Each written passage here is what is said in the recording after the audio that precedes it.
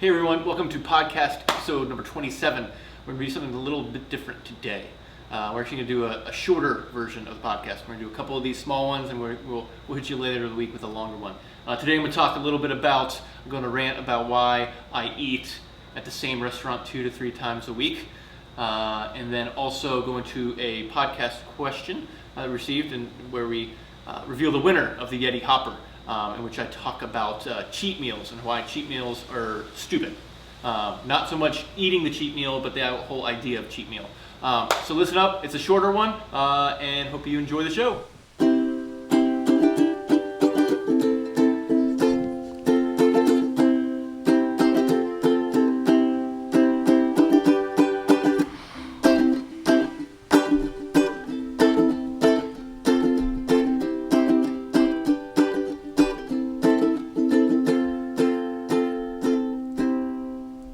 So this is something new that we're trying here, and so I'm kind of looking like this.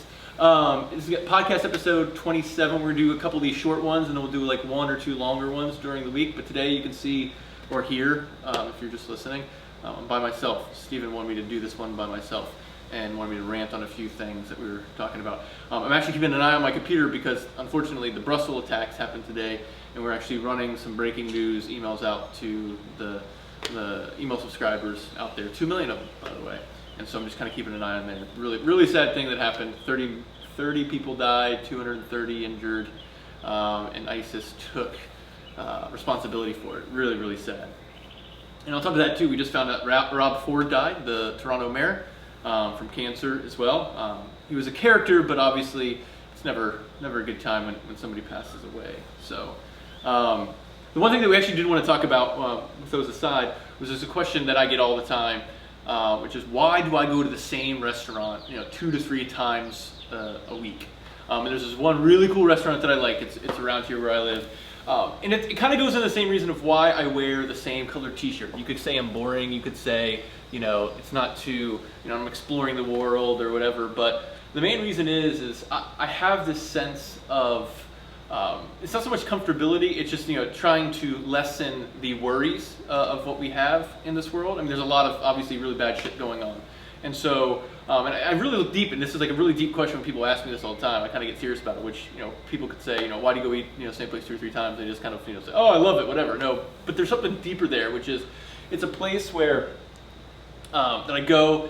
And I don't want to get cheesy and say which everybody knows your name, but I literally go there and before I sit down, the guy there, the awesome waiter, we call him Mr. Barry, he has a beer ready for me when I get there. And whether it's an IPA or a porter, or one of his favorite things he just wants me to try. So after a long day, we get there 6:30. If my wife wants to get there earlier, we'll get there 5:30. But literally before I sit down, he hands me a beer. And it's just that whole customer service aspect of it is absolutely phenomenal. Something I try to bring into the alternative daily. And it's funny, I kind of get these ideas from Mr. Barry at Corner Cafe. I get these ideas to bring them back to the alternative daily. And it's all about engagement. He walks by, says, here's the good fish you need to try. Here's some fish that hasn't been here, that's been here a while. Don't try this one. You can ask him an honest question, is this good or bad? And I trust that. It's a trust factor of why I go there. I will try other restaurants, and we do have other places that we go to. And not that we eat out every single night, but it's the one place that I know that I can go and it truly does feel like home. And I take out the worries of the constant, where are we going, what are we doing, do I want this, do I want that, because it's a really wide range of meal. But there's just like this coming home and this engagement feeling of talking. It's literally the place where you go and he sits down beside you and asks you about your day, you ask him how his kids are doing and everything. And it's just overall awesome experience. So it's just not, food's great, right? And this isn't a rave, this isn't like I don't know what you call it, a Yelp review or whatever, but it's one of those things where you just literally just get taken care of. And I like that aspect of it. It's something that I take into my own business. It's funny, I get that from a waiter at a place that I bring in my own business. And so, and that's why I go to the same place 2 to 3 times. He knows my daughter's name, he does special orders and everything. And so it's really that bending over backwards just to make a customer happy. And that's the kind of cool thing is, like, especially when it comes to customer service, you find if you're giving people an awesome product, people want to give you, pay you more instead for it. And I think it's just an awesome place that I love to go. And so that's why I go to the same place 2 to 3 times a week. First of all, I want to say hi to Laura McQueen. You're going to win the Yeti cooler. And basically, Lauren's question was, I love your podcast. Thank you. That's awesome. Thank you, Laura. And I'd love to win the Yeti. My question for you is, what's your favorite cheat meal / guilty pleasure? What have many pitters here? They're starting to come. What's favorite cheat meal and guilty pleasure? So there's two parts to this question. You could say by guilty pleasure, I would say is pizza. It's one of those things that if you put a whole pizza pie in front of me, I'm just going to devour the whole thing. Regardless of how healthy I am or whatever, I'm just literally going to eat the whole thing. Jeez. Apparently that's a lot for Steven to think about. A whole pizza? I could literally eat a whole pizza. But in terms of the cheat meal aspect, I'd never look at it in terms of a cheat meal because, when I got healthy, when I lost about 40 pounds 8 years ago, I essentially just changed it for life. So it's not like, a lot of people get caught up in this, I got to lose 30 pounds in 4 months and stuff like this. And I don't want to make this a diet and weight loss podcast and an episode, but I just look at it, I look at everything in my life as a long-term approach, whether it's business, which is the alternative daily, whether it's my relationship with my wife or my relationship with my daughter.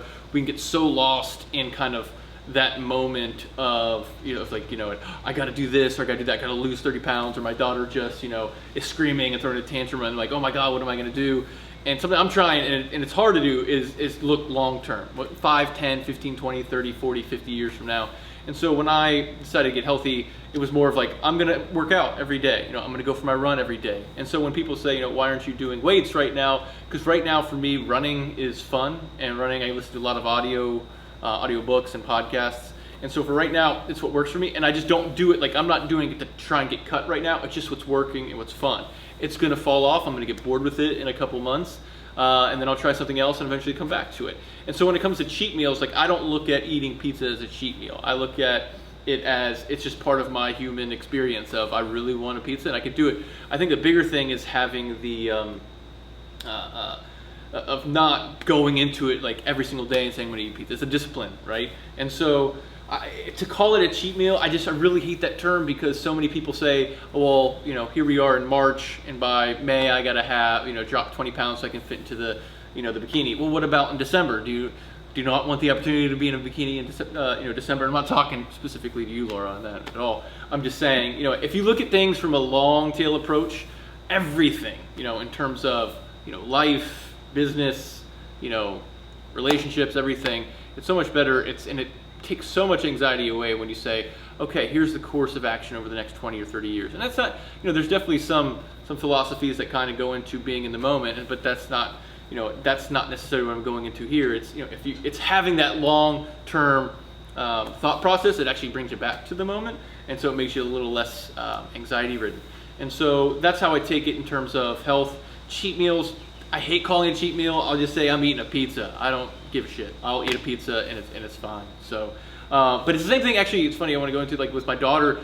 When kids, when they throw these tantrums, it's so easy to get lost in that.